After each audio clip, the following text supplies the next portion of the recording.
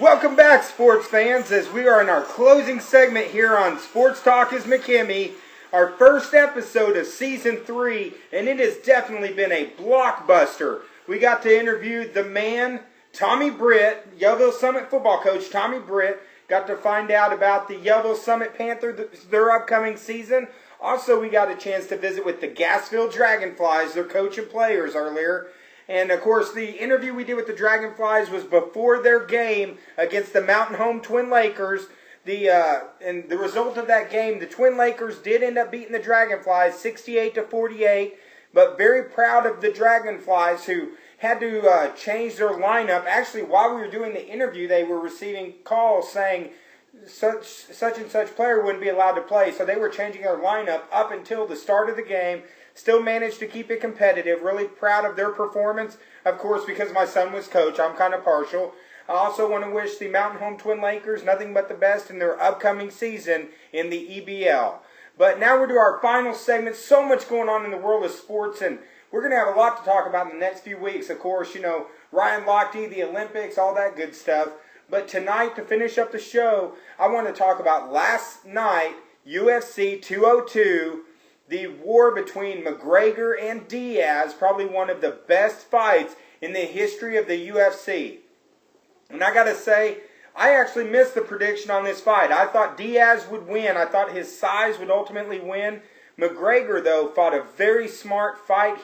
In the first fight, you know, he ended up tapping out in the second round. He got taken down. Well, in the first fight, he wasn't worried about distance. He was trying to knock Diaz out. He came in with a much better game plan last time, a lot more discipline last night. Instead of trying to knock out, he picked his, he picked his moments in the fight. He didn't, punch himself out like he did in the first fight. But the fight ended up going 5 rounds. Still very controversial. You had one judge having it 47-47. I think that was Glenn Trowbridge had it 47-47. The other 2 judges had it 48-47. Very close fight, but the winner by majority decision was Conor McGregor.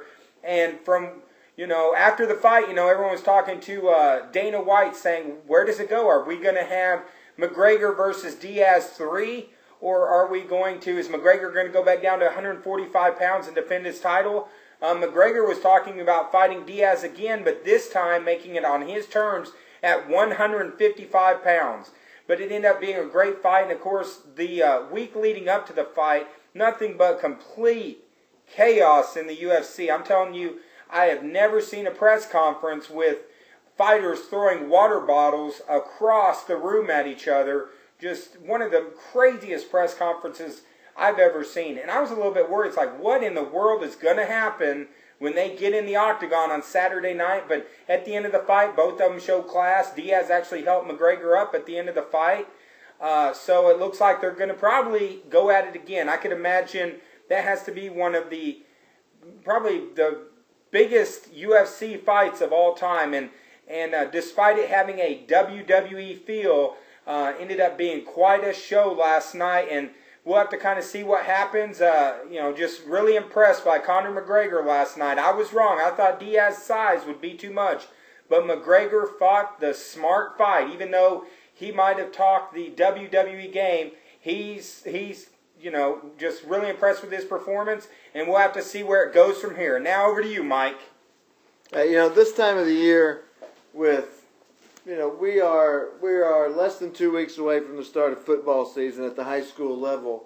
And so, thinking about high school sports at this point, of course, we had Tommy on earlier, Coach Britt, so, it's exciting things we expect from Mountain Home with their new coach, and then Coach Britt from Yellville and the Yellville Summit Panthers. But when I think about high school sports, I naturally go back to the Cotter Cobras, and so I want to talk about that just for a second. Yesterday, we left them at Russellville, at college, at Arkansas Tech. We got 5 great Cobras at Tech. Of course, my son, Dave's son, Taryn, Big Smooth Eaton, Judo. Chop! Wiggins, and of course, the Condor Man, Andrew McNair. And so I just want to take this time to wish those boys the best of luck, along with all of the rest of the high school athletes across the state and nation. Stay healthy, keep it clean on the field, and let's have a good school year season for the athletes of Arkansas, the Twin Lakes area, and all around the nation. That's my quote unquote rant. Joey?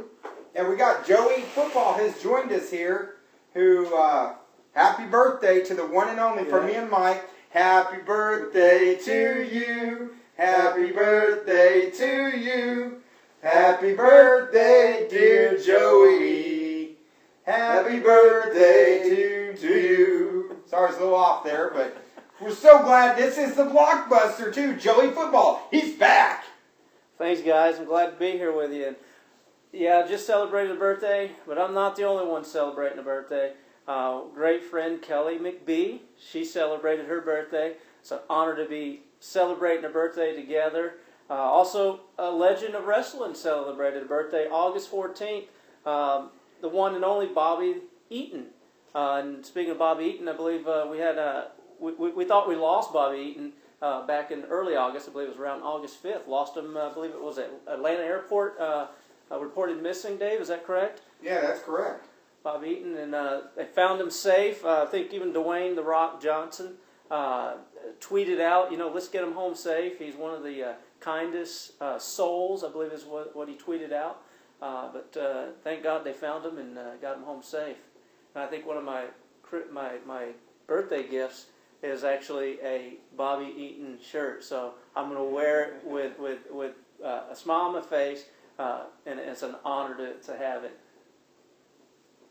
Well, let me tell you, it was great to hear that Bobby Eaton was safe. I know we were worried about him. We love going and watching him in Mid-States Wrestling. Hopefully later this year we'll get to attend Mid-States Wrestling. Maybe one of these days we can actually sit down with beautiful Bobby and get an interview, Joey. That's right. What I'm looking forward to is getting a hold of Bobby Eaton and offering because Bobby Eaton, I don't know if anybody knows this, like you and I do, Dave, Bobby Eaton loves to fish. He's a fisherman. Who knew?